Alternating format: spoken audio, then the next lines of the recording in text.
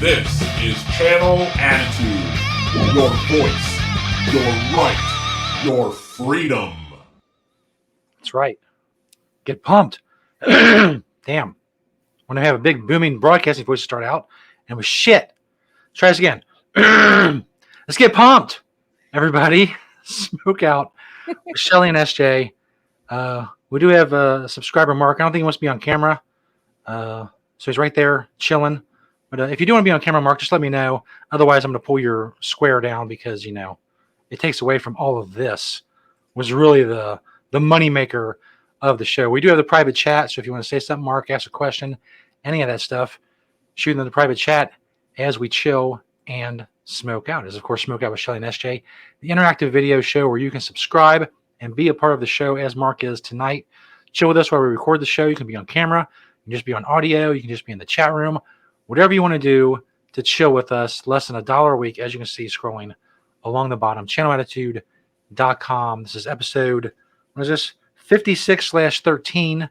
56 overall, 13 episodes for channelattitude.com exclusively, as you can also see now scrolling as I add to the scroll at the bottom. I'm Snare Jesus. She is Shelly Martinez. You want to know more about either one of us? Check out ShellySJSmokeout.com. Has the links to the Twitter and the Instagram and our websites as well.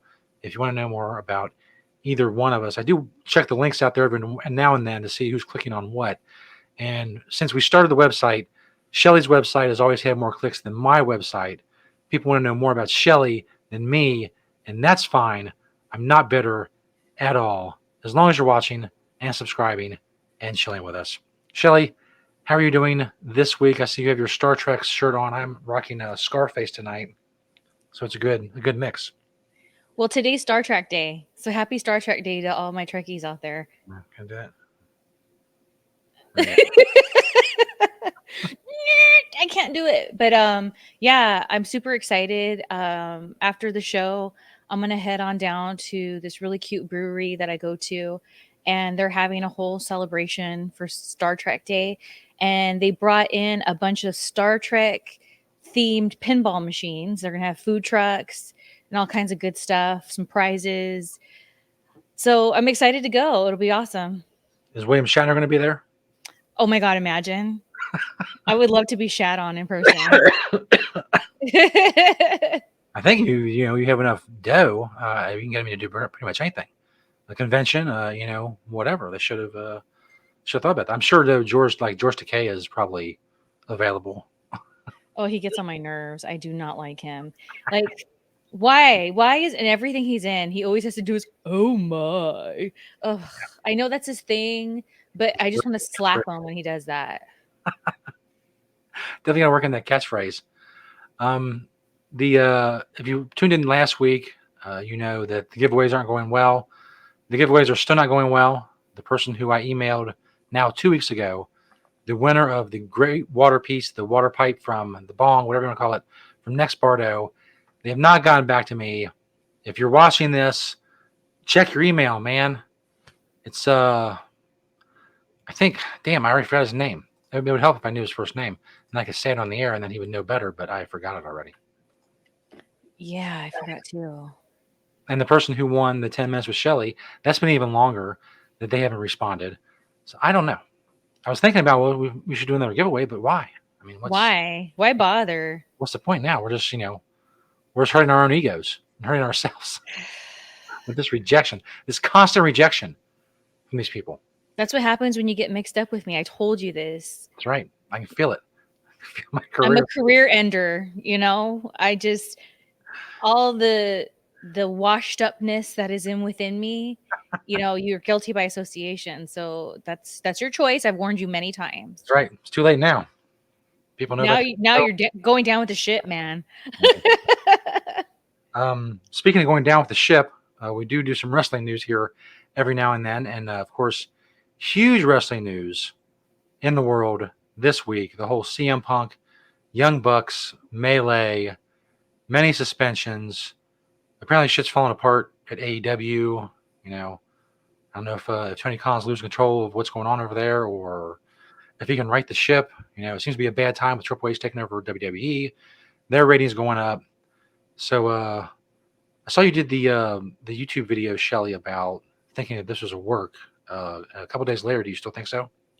No, because I have some inside sources, very reliable inside Ooh, sources, there you go. and it is not a work. It is all 100% real. I still feel that there might be, if they try to fix it, let me rephrase that. A way that would be smart on their part to try to fix it would be to get people on board, I feel, to somewhat make it an angle, but it absolutely isn't. And what's really, here's, because everything's all about me. What really pissed me off is when I was on a couple months back, the WSI shoot interviews, and I Mhm. talked about how I don't like Punk. I used to be a huge supporter of his, and I got so much crap for it online. So much crap. And now everyone and their mom like hates him, and they're like, Right. oh, blah, blah, blah. And it's just like mother effers. And the thing is, I do get it to an extent because the example that I used in the video that I did for WSI, I talked about how there was this whole hotel story that happened that surrounded my hotel room.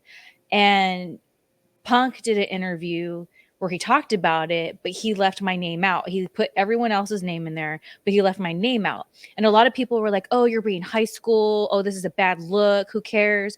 And the reason why I chose that story to share is because it was a safe story in the sense of I'm not screwing up people who have confided in me different things. Yeah. It was safe. It was like a rated G, if you will, of rumor stories to tell.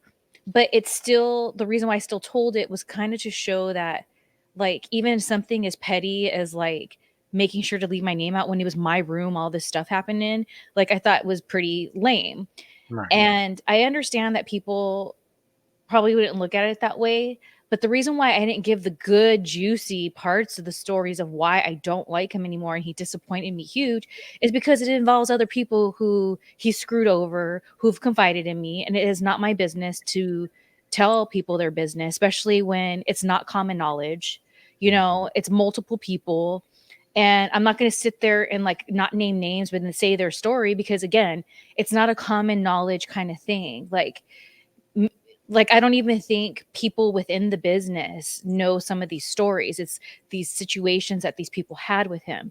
And when I heard these stories from the people, and some of them, it really damaged part of their career or their livelihood.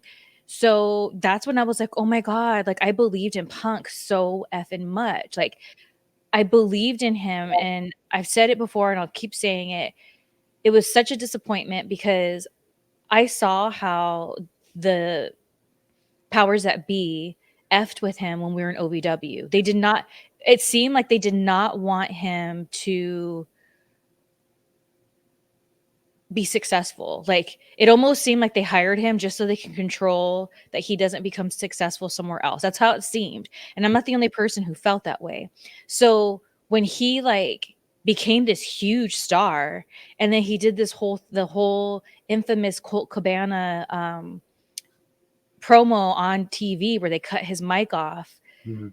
like that was huge. And I was like, hell yeah. Knowing all the stuff behind the scenes that was going on, I was like, dude, that's freaking punk rock right there. And that's the thing that kind of bothers me now with everything going on is all of these fans think they know what they're talking about, but they aren't from the business. They aren't people behind the scenes. They don't know the full story about different things. And I get it. People, like, the internet is for people to have their opinion, and that's cool. But it's almost like it pisses me off because if I tweet something and then I get flagged because it's misinformation, it's like these fans are doing misinformation because they don't know the business. I don't care how many years you've been a fan You're not part of the business. I don't care if you read the dirt sheets, you're not part of the business. I am somebody that was a part of the business. I am somebody that still talks to people who are so famous in wrestling that are still part of the business. So when I open my mouth about things, I know what I'm effing talking about. Like, and I share that so to give people an insight of why I am the way I am. Like when I shared that the shoot interview, everyone I talked about on there, it wasn't for me to blast them. It wasn't for me to like smarten the fans up. It was, this is why I am the way I am. This is why I won't go back to wrestling. This is why I have my opinions that I do about wrestling. And that's it. Point blank. Like those are my receipts, I guess. So it's so annoying that I got so much shit for talking so badly about Punk. And now everyone is up in arms and they're like, he should be fired, blah, blah, blah, blah, blah, all this. And I'm just like, mother effers. Like, are you kidding me right now? Like, you're fair weather fans. If you think he was so awesome to where you came after me online, where's your loyalty? Why can't you put yourself in his situation? Like when he went off recently, because this is what happened. On Monday, when everything started circulating, I saw on my timeline on Twitter, somebody had retweeted a part of the, I don't know if it was a press conference or whatever that he was a I'm part of. actually going to play a clip. It's about a 4.5 minute clip here with like the meat of the press conference. It was great. It was a great rant. And when he went off on Cabana, it was nothing new to me. Like Cabana, I don't know the full story. And I used to be cool with Cabana. I used to be friends with him. I don't know the full story, but when everything went on years ago, that was around the time that my opinion of Cabana changed. And when all this stuff with him and Punk came out, it validated that I was probably right in my change of opinion on Cabana. And it broke my heart because I used to tell Cabana that I was so jealous of his and Punk's relationship because in wrestling at that time, a lot of people that I thought I was really, really tight with, like friends to the end, homies, as soon as I like started stepping away from wrestling or not being involved in it as much or whatever, they wanted nothing to do with me because they couldn't gain anything off of me. So when I would tell Cabana, like, if you and Punk ever have a falling out, I give up on wrestling friendships, like, because they were so effing tight. So when all that stuff came out years ago, I was like, oh my God, no. Like, no, these were the BFFs. Like, no. And then more stuff kept coming out and all this. And then I had my insiders telling me other stuff that wasn't out there on the internet. And I was just like, no, dude, no. Like, this is Cabana and Punk and Punk and Cabana. Like, no. So when he went off, I'm not here to say if it was wrong or right because I don't know the situation. Because I read online, like some people are saying that Cabana was brought up in that press conference, and some people are saying he wasn't. So I don't know. But I can understand his rawness and his emotion because it's not just, and like some people are like, oh, something that happened so long ago and he's bitching about. It's like, no, dude, they were effing homies. Like, and Cabana would not be where he is today with his podcast if it wasn't for Punk. And that was another thing I was jealous of back in the day when, because I was podcasting before Cabana was. And so when Cabana was podcasting and he blew up with his art of wrestling, I was so jealous, not like a hater jealous, but just like, damn, I wish that somebody that I was tight with in the business would do that for me on my podcast. Like, you're so blessed to have a good friend like that, you know? So I guess maybe not jealous is a bad word. Envious. I was envious. I was like, man, like that's so cool of Punk. Like he really put him on the map with his podcast. And it's like Cabana in a way almost became more so known for his podcast than wrestling for a while there, you know? And then that just launched all these different things he was doing, like $5 wrestling and all the, like, he thrived off of his podcast, which created all this other stuff. So I could totally get why Punk was so upset. Now, as far as the Young Bucks go, I thought that was really funny because we always goof on the Young Bucks on here. And we were just last week talking about the Young Bucks. So it's so funny that the very next week, all this stuff came out. And when I was talking to my source, they just told me that based on the things that Punk had said about them, that's why they went to confront him. So, like, I still don't really have an opinion about the whole Young Bucks thing because I don't know, like, if it was like, boom, boom, boom, hey, get out here, da da da. Like, I don't know how it all Like started. they kick down the door. Like if they did that, that's kind of fucked up. And so it's like there's all these different stories out there. And so I don't know which one's fact. So I can't have an opinion on all of that, like the Young Buck stuff yet. But I did find it super interesting that we continuously goof on them and they're totally involved. Apparently, one of them, from reports I've seen, I guess it was Nick, got knocked out by a chair. Apparently, Ace Steel was, just throwing a fucking fit and hit one of the Young Bucks with a chair. He bit Kenny Omega. All kinds of shit was going down. Like I said, I did hear some reports that they kicked down his door, like his dressing room door, when he wouldn't come out, which for them, especially to be like in like upper management positions, it's like a fucked up thing to do. But what's interesting is when CM Punk first came to AEW, it was one night he was doing commentary with like JR and Tony Schiavone and Excalibur, I guess. And there was a 6-man tag, and Colt Cabana was one of the people in the match. And from what I remember, Punk, he made comments on the match about everyone else, but he didn't allude to Colt Cabana. He acted like he wasn't even in the match. He didn't mention anything he did or didn't do or whatever, which is kind of weird. And then I guess at some point, people accused Punk of pushing Colt Cabana or having Tony Khan push Colt Cabana to Ring of Honor because he didn't want him to work there anymore, which Punk denies and Tony Khan denies. But apparently, I guess Kenny Omega and the Young Bucks were like saying some shit to the people they know in the press about, how they kind of thought it was true. Hangman Page, I guess, made a comment during a promo about him being for workers' rights, and he guesses he's not. And then Punk like called out Page during a promo, which he wasn't supposed to, and Page wasn't even there, and talked some shit.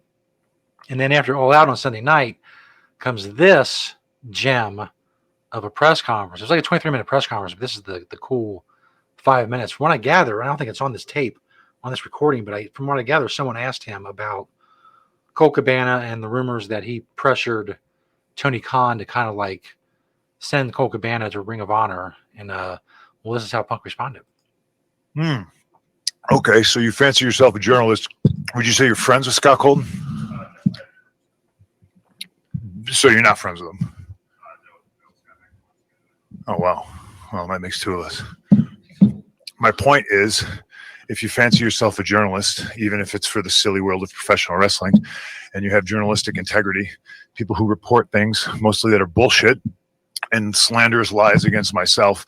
If you are friends with somebody, you blew my spot. If you're not friends with them, I apologize. But you should probably disclose who you're friends with. I haven't had anything to do with Scott Colton in almost a decade. Probably wanted nothing to do with him even longer than that. It's fucking unfortunate that I have to come up here and speak on this when I'm on my time, and this is a fucking business. Why I'm a grown-ass adult man and I decide not to be friends with somebody is nobody else's fucking business. But my friends, if I fall backwards, will catch me. Scott Colton, I felt, never would have. My problem was I wanted to bring a guy with me to the top that did not want to see me at the top. Okay? You call it jealousy, you call it envy, whatever the fuck it is. My relationship with Scott Colton ended long before I paid all of his bills. I have every receipt. I have every invoice. I have every email. I have the email where he says, and I quote, "I agree to go our separate ways. I will get my own lawyer and you do not have to pay anymore." That's an email that I have. The only reason the public did not see is because when I finally had to countersue him through discovery, we discovered he shared a bank account with his mother. That's a fact. And as soon as we discovered that fact and we subpoenaed old Marcia, he sent the email, oh, can we please drop all this? Now, it's 2022. I haven't been friends with this guy since at least 2014, late 2013. And the fact that I have to sit up here because we have irresponsible people who call themselves EVPs and couldn't fucking manage a target, and they spread lies and bullshit and put into a media that I got somebody fired when I have fuck all to do with him. Want nothing to do with him. Do not care where he works, where he doesn't work, where he eats, where he sleeps. And the fact that I have to get up here and do this in 2022 is fucking embarrassing. And if y'all are at fault, fuck you. If you're not, I apologize. But what did I ever do in this world to deserve an empty-headed fucking dumb fuck like Hangman Adam Page to go out on national television and fucking go into business for himself? For what? What did I do, Dave? What did I ever do? Didn't do a goddamn thing. What's your name, sir?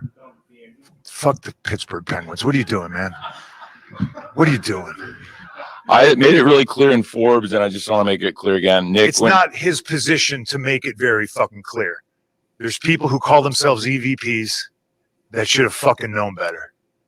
This shit was none of their business. I understand sticking up for your fucking friends. I fucking get it. I stuck up for that guy more than anybody. Okay?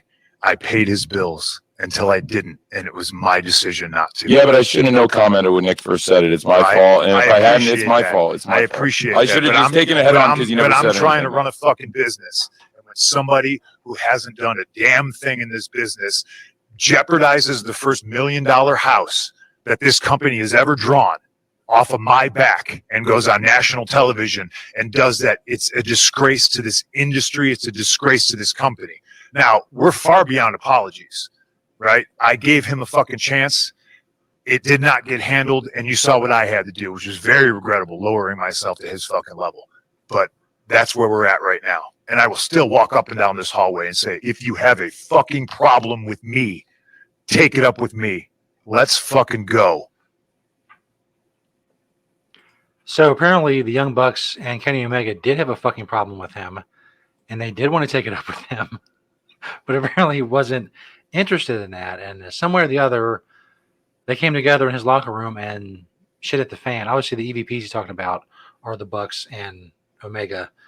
So I don't know. It's a great press conference, that's for sure. Well, here's the thing. The Punk that I saw in that video is the Punk I knew always.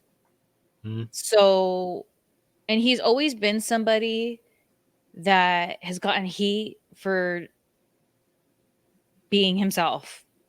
Whether it's stories of back in the day or it's stories about him.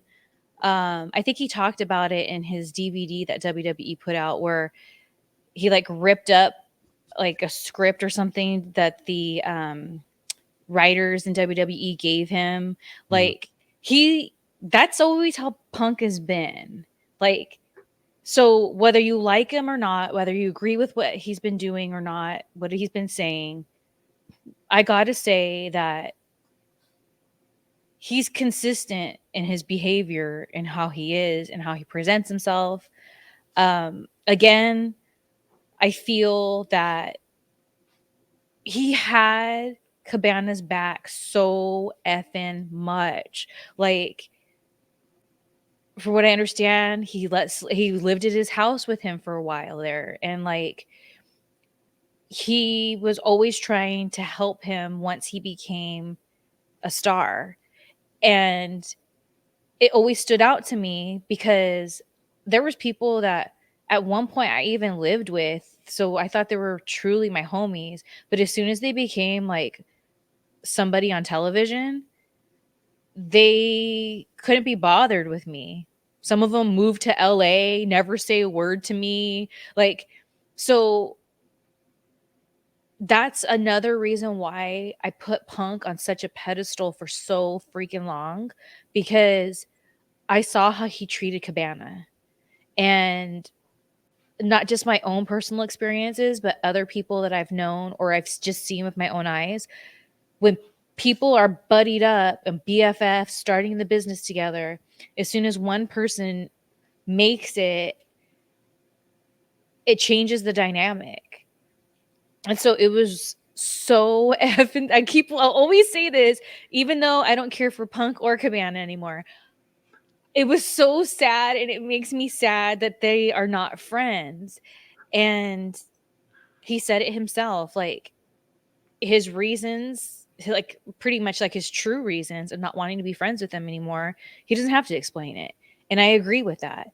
And he could sit there, or he could be on other interviews or do whatever and spill the beans and say, well, this is why. This is why. And he doesn't. He just says what he knows everyone knows, which is this whole lawsuit thing, whatever. And so the thing with the Bucks, did it happen before this conference or after? Do you know? After. It was like right after. Apparently, Punk goes back to his dressing room, and Omega and the Bucks, and I guess like the dudes that hang out with them, like the dude with the headset and like the other dude that has the camera for the Being the Elite vlog and sprays them with the shit. He's like, they were all there. They all got suspended. Yeah. I said there's a, I guess a lot depends on whether or not the Bucks actually did kick down the door or they were let in. And then, I guess this Ace Steel dude, he went fucking nuts. And from some reports I heard, Nick Jackson was knocked out by a chair. He got hit in the eye with a chair. Kenny Omega was bit by Ace Steel. So, I don't know. Apparently, it was some crazy shit. I guess Tony Khan's hired some third party to do a full investigation, and shit's really just really been going down over there since Cody Rhodes left. Basically, I mean, shit's kind of gone downhill. There's been backstage fights and rumors of morale being bad, and people being pissed off and asking for releases. And now WWE looks like a place they might want to work again. A lot of these people, so. And Triple H has been bringing back a ton of people that were released by WWE. So for a lot of them, it looks like, hey, Cody did well going over until he got injured. So they may want to also. I wonder what's going on in the mind of Tony Khan, because up until that conference, and again, I don't follow this stuff. I just see what like people that I follow will like post on Twitter. That's pretty much that's even how I saw that video with Punk, is because of a retweet of that video. I've always said that he's creeped me out and rubbed me wrong and just looks all like whatever. But that was the first time I saw him like look vulnerable, I guess you would say. Yeah. He looked very vulnerable. He looked very concerned. And in a way, like, for lack of a better term, it's almost like he's like, shit, all the fun and games is over. Like, this is getting real kind of vibes. Yeah. And especially now that I know that it's not a work for sure, and seeing that video, because I only saw it the one time, which was on Monday. So this is my second time seeing it. So it's really interesting, his body language. And the video I saw, I think maybe it was even cut up, because I didn't see Punk interrupt him when he was trying to talk. I didn't see that before. And I didn't realize that. That's a weird thing for a boss to just like sit there and take, I guess. But I guess most people feel that, he needs to get control of the ship before, shit spins out of control, like WCW or any other number of, promotions that he lost control of. I guess since he's spending his dad's money, maybe his dad may be pressuring him too, to like get shit together. There's been rumors that the new merger between Warner and Discovery or whatever, they might be looking at, not want to continue AEW if it's not doing well or having problems. So who knows? As people have said, the honeymoon is over. And here's the thing. It also makes me wonder if, like, the way I looked at it, because again, I'm not trying to talk crap or anything. It's just I don't know much about AEW except that a lot of people that I really like Scorpio Sky, got a good shot and now they're on TV, and I always felt they should be on TV. So I thought it was a really good thing. But my vibe towards it always was, no offense, but Tony Khan's just a mark for wrestling, wanted to play Vince McMahon. And I'm wondering now if some of the talent always looked at it that way, because when Punk talks over him, it's almost like a, okay, shut up, I'm talking now kind of vibe. It's like, no, I'm talking now, so just shut up. And so I wonder if this whole time the boys have always kind of looked at him that way, like, oh, he's just the money mark and that's why we're on TV and blah blah blah. Um and I never really thought of it like that before. It was just, like I said, my kind of opinion.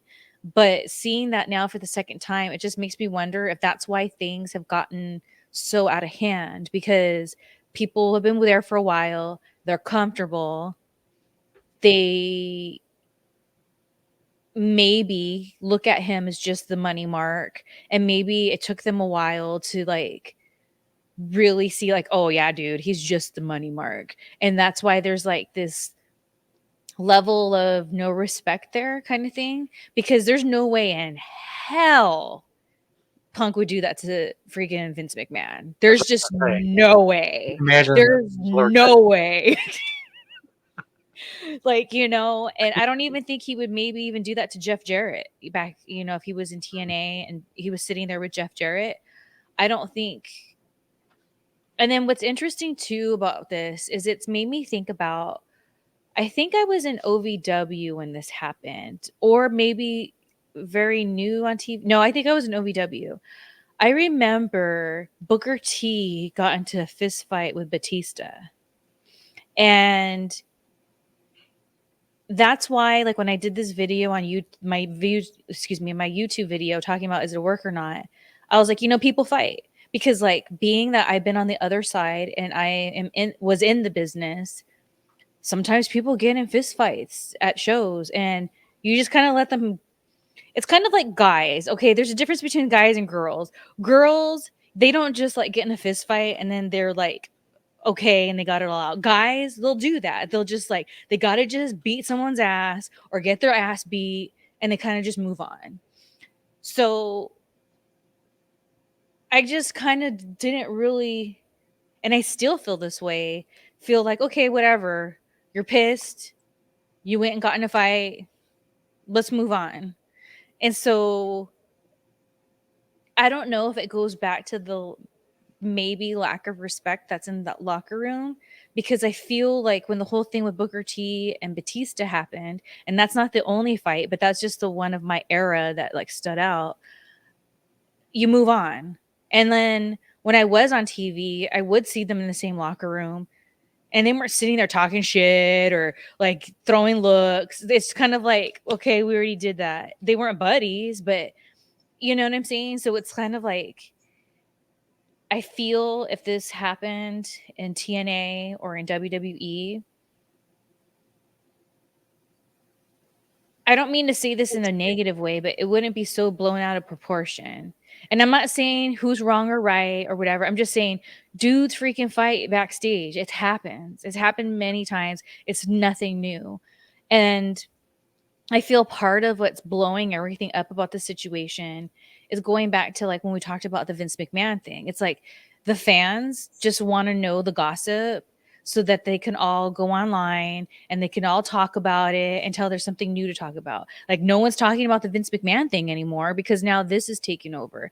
And then eventually something else will happen and the people won't really be talking about this anymore. And then they'll be talking about that. It's like, at the end of the day, it's all just a bunch of gossip, he said, she said, rumors, blah, blah, blah. And that's why it pisses me off that people came for me because they're the ones being high school. I was just sharing my story. Yeah, now everybody seems to think CM Punk's an asshole. So who knew? And that's nothing new. Behind the scenes, maybe not to the fans, but behind the scenes, there's a lot of people who always thought he was an asshole. I liked him because he was an asshole, because he wasn't afraid to say how he felt, because he did call people out. And usually when you do that, you don't have a job anymore. But he built himself to what he's become, to where now he's sitting in a freaking conference telling the freaking boss, oh yeah, okay. It's like that's where we're at, and that's why I liked him so much. But it's nothing new that he's an asshole. I remember when he was dating Maria, I had an issue with Maria, and she was just being very lame about some things. And so she had like hurt her hand or something, and she had it like wrapped up. And being sarcastic, I was like, "So how do you wipe your ass?" And she got mad, and she went and told Punk, and then Punk came in the room, and he was like, "Hey, maybe if you were watching the monitor, you wouldn't be the shits in the ring." And I was like, "What?" And so I was like, "Can I talk to you for a second?" And I pulled him aside, and like I like told him how I felt, and he just looked at me kind of like how he looked in that conference, and he just goes, "Honestly, I think you thought we're closer than we really are." And it hurt my feelings. Like that's just the dude he is. Like he is that guy in that conference. And it's nothing new. Just like Vince paying people off, nothing new. Like Harvey Weinstein, nothing new. None of this is new, but people are thriving off the drama. And that's all it is. And that's why I kind of really like, I'm curious, but I kind of don't care because it's just like, it's like the fans are making it last longer with the drama. And maybe that's on people like a Tony Khan who don't have control enough to where, because people don't hear the stories in WWE when people get in fist fights. You know what I'm saying? Like with the Booker T and Batista thing, yeah, it came out, but it wasn't like this. It wasn't like this whole, oh, and this, and then, oh, this people got involved. It was like, okay, they got in a fight. People kind of don't even know the details of how it really started unless you were there. So it's just sloppy. It's like junior high school shit. Absolutely. The other big news today, if you're on Twitter or social media or whatever, you could not miss it, was the death of Queen Elizabeth after many, many, many years as the Queen of England. Shelley, do you have any insights or opinions about Queen Elizabeth?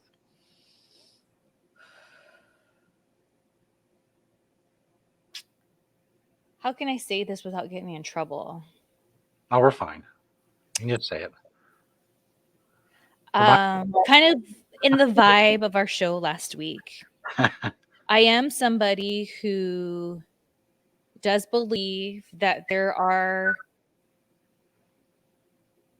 secret government societies that control how things go. And with all of that, and world leaders and things like that, I guess you could call me a conspiracy theory person if you want to label me. I just know the rituals and the shit they have to do to keep their spots. So I don't have any respect for the queen because I believe the stories about the vile things that she's done throughout her years, because that's part of the gig. So it doesn't affect me either way that she's passed. I'm not like, good, like that's ugly. Like, you know, like, but it's just kind of like, I don't care because I feel that she's done some wicked, wicked, wicked, wicked, wicked things. And that was part of her job. So I really don't care. Yeah, I'm thinking if you've been in that position for that many years, if there are secret groups that like control everything, I mean, she has to be part of it. I mean, you don't have that level for 70 years or whatever. And they're not, if they do exist, they're not doing great things. They're not getting together to raise money for St. Jude's Hospital or whatever. They're doing evil, fucking awful shit. So, yeah, I mean, there are people gloating on Twitter or whatever.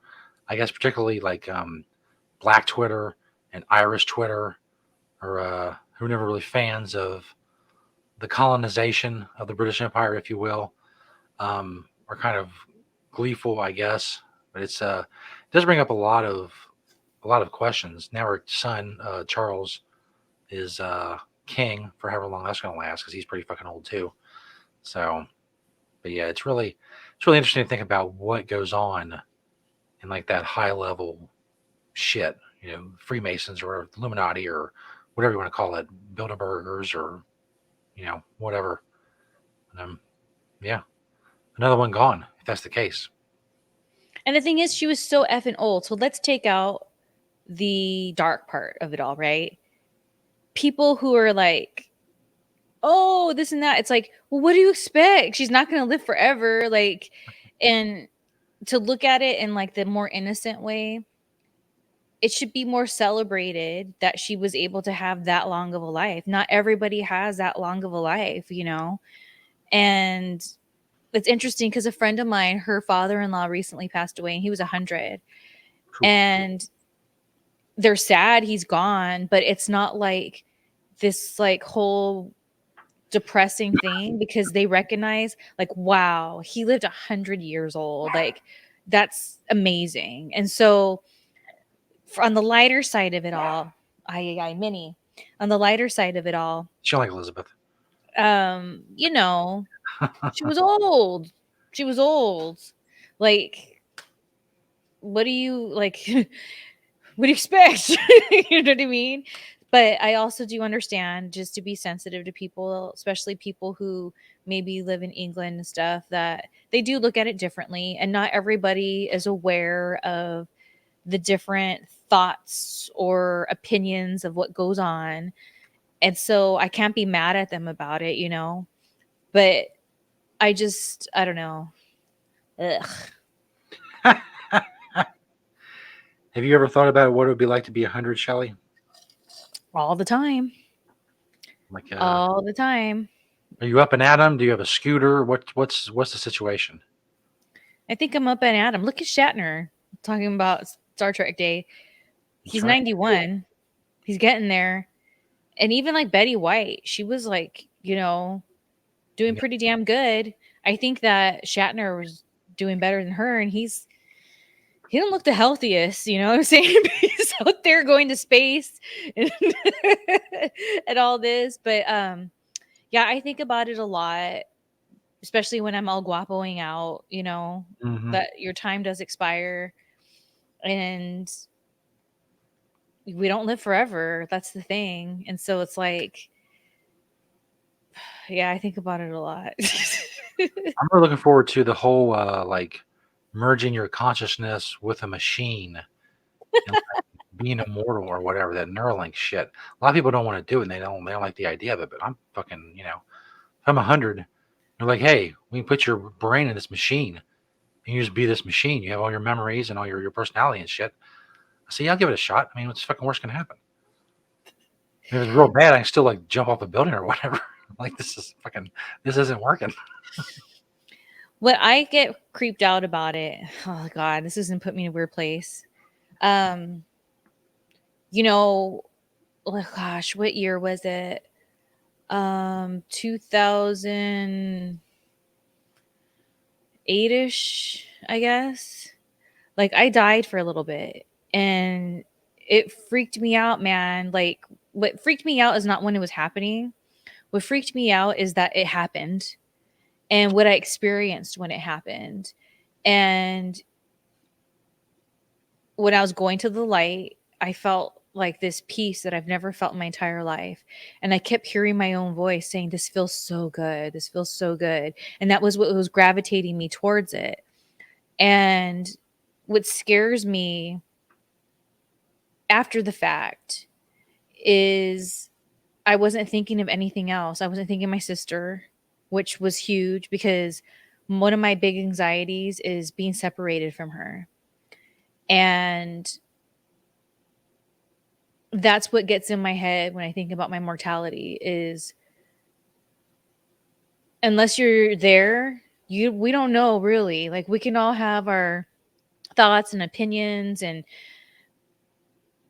whatever of what happens, but we don't know. Even I don't know because I didn't cross over.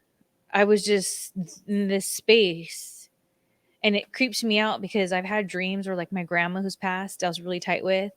She's told me like I'll see you again in where you were in that blue room, and that freaks me out. Like it freaks me the f out, and it's like it truly is like when they say you can't take it with you, like what we have going on here on in this dimension.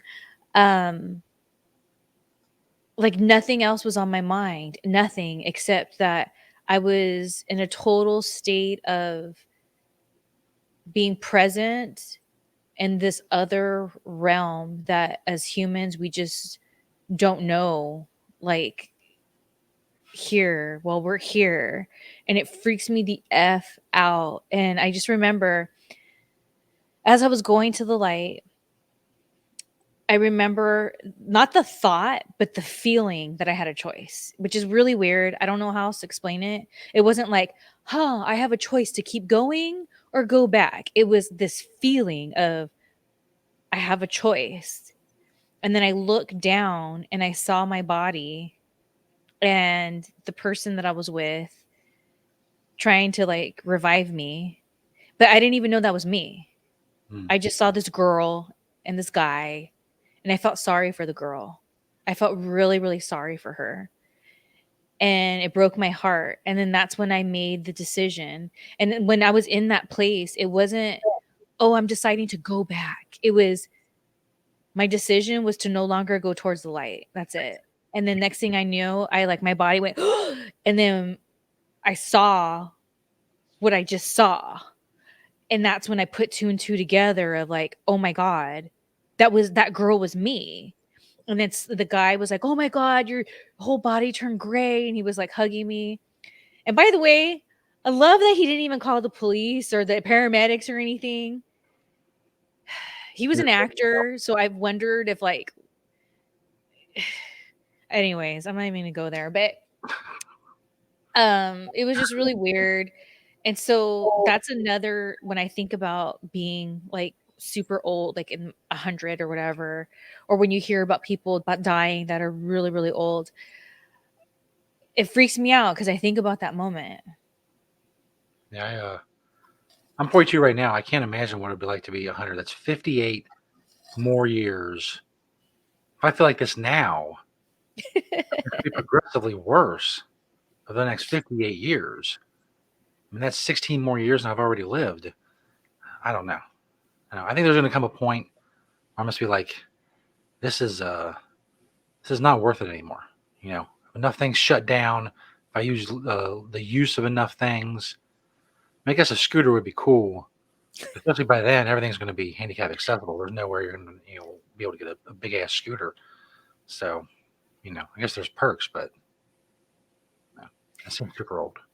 Well, see, for me, I feel hopeful for myself because when I was younger and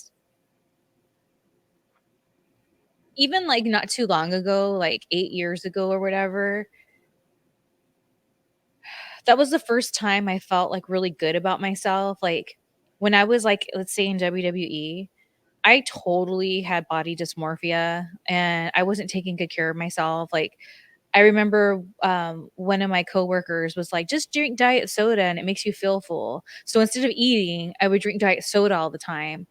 But I looked good. Like I looked the bomb. And so I would say when I went back to the indies the second time around, I was taking care of myself more. I was like not starving myself. I was eating way better. I was working out a lot and then with my training and stuff. And for the first time, I was like, oh my God, I'm not fat. And like, I look the way I want to. So that was really awesome. But there was a lot of wear and tear going on because I was in wrestling. You just you can't avoid that. And then on top of that, going back to the indies the second time around, eventually, my mental health was really bad because of the disappointments of what ultimately led me to step away from wrestling and then retire. So there was a lot going on. So now that I've worked on myself, I've healed a lot, I continue to work through my mental health. I continue to work on my fitness. I definitely don't starve myself. I just feel the best I've ever felt, even though I'm still working on getting that 8 years ago body back. Like, I feel way better about myself. And so I feel that when I'm older, I'm going to do all right. Like, I used to feel like, especially when I was in wrestling, I was feeling really old because it's just the wear and tear on my body. Like, it just sucked. Like, some of these people that have been doing it for so long, like, what's a good example? Freaking Ric Flair, you know what I'm saying? There you go, right there. Or let's think of somebody that's maybe a little bit more healthier. Matt Hardy. Let's say Matt Hardy. Mm. So he's been doing it for a really long time, right? He's still doing it. He does crazy stuff, him and Jeff. But Jeff, you know, maybe doesn't take care of himself so well. So that's why I'm not gonna put him in there. But you know, I'm sure he still feels it. And if he were to retire, I bet you like he would feel so much better just because the business just wears on you so much. So I don't know. I feel like I'd be pretty good at 100. I feel like I'd be one of these like peppy kind of, you know, still wearing my little bikini and doing my thing kind of vibes, you know? Speaking of Ric Flair, on as you many of you know, if you watch the show, I attempt to contact many people about coming on the show, and the track record is not great. I mean, we've had a lot of misses in that area, and this probably be another miss. But I did, because he's selling weed now. I did email Ric Flair's people about him coming on the show. So you never Oh, he know. doesn't like me. Put your name in there fully. So I do a show with Shelly Martinez, Smokeout. We talk about weed. I would drop Vince Russo's name too. I don't know if he hates Vince Russo. If so, well, you know, we're over He 2. don't like me. We'll see. Because he seems to be in a weird part of his career now where he's like, because I saw he was doing some random guy's Twitch stream. And I went and looked, and he has like 2,000 Twitter followers. I'm thinking, well, shit, I'll send him an email. What the fuck's, you know, the worst thing that happens is he doesn't respond, but you never know. You probably would have got a response if you didn't say that I was involved. Nah. I want to ambush him. I'll give him a heart attack live on the air. No, I'm telling you, he totally, truly does not like me, and I don't like him. So, but I would be down like if he was on here. Episode. But he's probably like, Shelly Martinez, F her, no way. Like, he will not do business with me. Like, for sure, will not do business with me. And that's fine. My first question would be, Rick, why do you hate Shelly so much? He wouldn't say, I know why he does. And I don't say because it involves other people. But, you know, let's just put it this way. Somebody that I used to be really close with is somebody who's close with him. And that's the common denominator why we don't like each other. I don't like how they treat my friend, and he doesn't like the things I have to say to my friend about him. There you go. Maybe he's mellowed out though. Maybe he's because he's smoking weed. All his Instagram posts now are just him smoking weed. And I just love that, like, you have someone like Ric Flair or RVD out there. I would say Val Venus, but people don't like what he speaks his mind, so Yeah. he's a hit or miss. But RVD for sure, and probably Ric Flair as well. Like, they're over here total potheads and open about it, and people praise them. But people like me and Val Venus, they're like, burnout, it's all they do. Da, da, da, da, da. And it's like, bitches, whatever. Like, I've been putting out content way before Ric Flair was. So has Val Venus. RVD's been at it for a long time, so I'm not going to even go there. But, like, it's just so freaking funny, the double standard. Like, just because like Val Venus and I share our raw feelings and we don't politic or be PC about things, we're labeled as crazy burnouts. But everyone thinks it's so great that Ric Flair, da da da. Whatever, dude.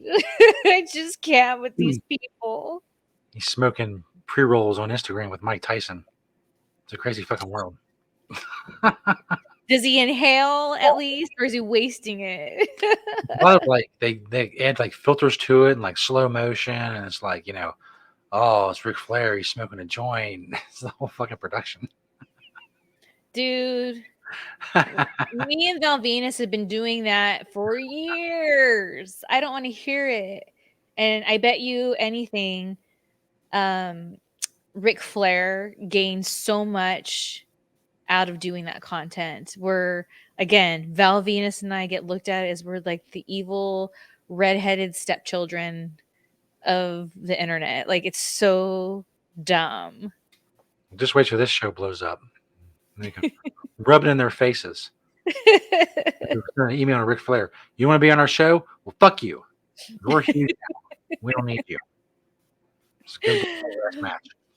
I would love to know. I hope somehow, some way, because information like this always comes back to me. Like it might take a while, but I would love, just to throw it out there, to know what his response was when he found out that you hit him up and that I was involved in it. I'm not sure what his relationship with Vince Russo is. So if he and Vince Russo don't like each other, or if he doesn't like Vince Russo, I think it's even more funny because again, I've said this a couple shows back. I'm becoming the female Vince Russo. What's he gonna do? Say no twice? I mean, come on. So, what was that? So what's he gonna do? Say no twice? I just like to hear what he had to say. Just like a lot of these people, like I've just, for my own comedy and entertainment reasons, would love to know, like when you were trying to get Hernandez on the show and he was like agreeing and then like stringing you along, like what was he saying behind the scenes? He's like, "Fuck Shelly," like, but then yet writing you, yeah, sure. Like, what was the deal? And I know it's funny on that note. There was somebody else that was supposed to be on my roast, my birthday roast with you. Mm. And they totally flaked out on us. And then when I called them out on it, they were like, "Oh, I got my dates mixed up." Bitch, okay, sure. They have the nerve, because that was like the last straw for me and this person. I mean, they were already on thin ice, and that just showed me like I shouldn't feel guilty about like maybe not wanting to be friends with them anymore. And then just recently they wrote me and they're like, "Hey, I just want you to know that like whatever I did, I'm sorry." Like whatever you did, the last time like we talked was I was disappointed in you that like you couldn't even say sorry. I can't make it after all. Like you can't send an email or a text. You just like don't say anything until like I let a week go by. I was like, let's see if this fool hits me up and says anything. Nothing. So I was like, "Oh, so what happened?" "Sorry, I got my dates mixed up." Oh my God. I just can't. 2 people did that in the roast. They told me the same thing. I don't know how to use Google Calendar or some shit.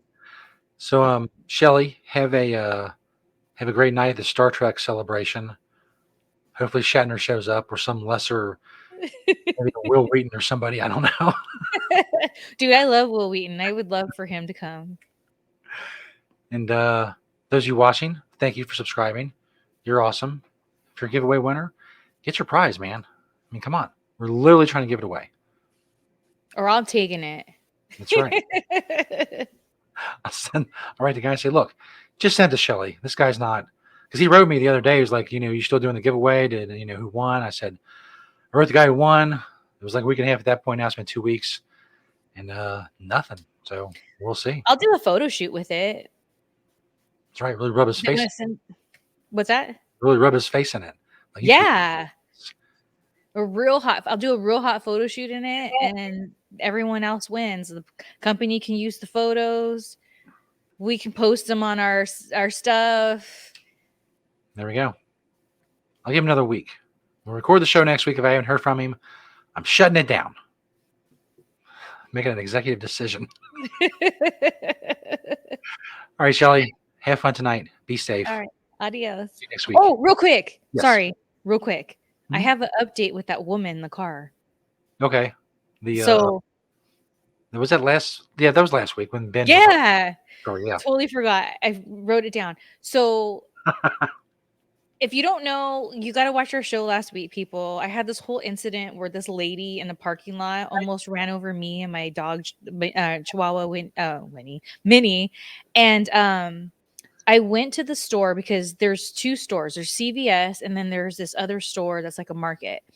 And a couple days later, I went into the market and I saw the back of this worker, and I was like, that kind of looks like the woman that was in that car. And I was like, dude, does she work here? No. And so then when I went to the car after, the same red car was in the same spot where she almost hit us. So that tells me if she is the worker there, that means she parks there every time she probably works, which means she knows that there's a cart return there. Yeah. So that makes the whole thing even weirder if it's truly her. So we drove by the car, and then there was damage on the side of where she was checking. So I took a picture of the license plate. Mm-hmm. And so I'm waiting to I almost did it today, but I had too many things to do. But I'm going to start doing some investigation, and I'm going to drive by there because it's not too far from me. And if I see that red car parked in there, I'm going to go into that market. I'm going to find that lady, and I'll be like, oh, is that your red car out there? Like the blah, blah, blah. And it is on. I am confronting her, and I'm confronting her in her workplace. And if she gets crazy on me, oh well, it's in her workplace. So yeah, I'm going to give you guys updates to what's going on. But I swear to you, I'm 95% sure for sure it's the same car, because like I said, the damage was on that side. Yeah. And like it's the car, but I'm 95% sure it's that bitch that works in that market, which again makes the whole thing weirder, because she had to know that that's the cart return.